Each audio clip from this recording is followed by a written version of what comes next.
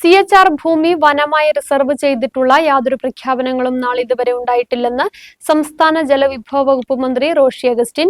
2,65,000 വരുന്ന ഏക്കറിൽ 15,720 ഏക്കർ മാത്രമാണ് വനമായി പരിഗണിച്ചിട്ടുള്ളൂവെന്നാണ് സർക്കാർ സുപ്രീം കോടതിയിൽ അവസാനം കൊടുത്ത അഫിഡവിറ്റിലും പറഞ്ഞിട്ടുള്ളതെന്നും അദ്ദേഹം കട്ടപ്പനയിൽ പറഞ്ഞു.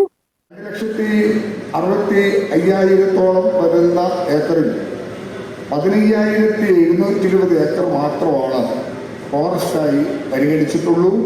ഗവൺമെന്റ് നിലപാട് തന്നെയാണ് പരമോന്നത നീതിപീഠത്തിന്റെ മുമ്പിൽ അവസാനം കൊടുത്ത അഫിഡവിറ്റിലും പറഞ്ഞിട്ടുള്ളത്.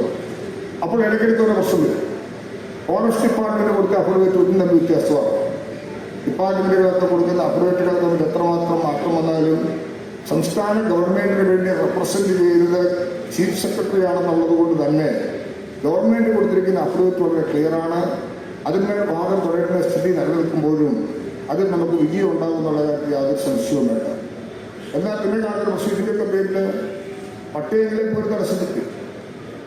ഇവിടെ 93 നമ്മൾ വനം ഭേദഗതി കൊണ്ടുവന്ന് കൊടുത്ത പട്ടയങ്ങളും 60,000 തൊട്ട് തുടർന്ന് വരുന്ന പട്ടയങ്ങളും എല്ലാം നമുക്ക് നിലനിൽക്കുകയാണ്. ഇത് കൂടാതെ വിവിധങ്ങളായ പട്ടയങ്ങൾ നമ്മുടെ കൈവശമുണ്ട്. ഇതാണ് കാർഷികമായ മേഖലയിൽ കർഷകരുടെ കൈവശം ഇരിക്കുന്ന ഭൂമിയെ സംബന്ധിച്ചിടത്തുള്ള പ്രശ്നങ്ങൾ. അതിനിടക്കാണ് ഇവരോട് സംശയം പ്രകടിപ്പിച്ചപ്പോൾ പട്ടയ നടപടികൾ തടസ്സപ്പെടുത്താനായിട്ട് ശ്രമമുണ്ടായി. അതും നമുക്ക് വെക്കേറ്റ് ചെയ്ത് മുന്നോട്ട് പോകണം. ഈ കഴിഞ്ഞ ഒരു ഘട്ടം കൊണ്ട് തന്നെ ഏതാണ്ട് ഈ കഴിഞ്ഞ 7,000-8,000 പട്ടയം നമുക്ക് ഈ കാലയളവിൽ കൊടുക്കാൻ കഴിയുന്നു. ഈ ഗവൺമെന്റ് കാലയളവിൽ ഇനി 10,000 നമുക്ക് കൊടുക്കാൻ കഴിയും എന്ന പ്രതീക്ഷ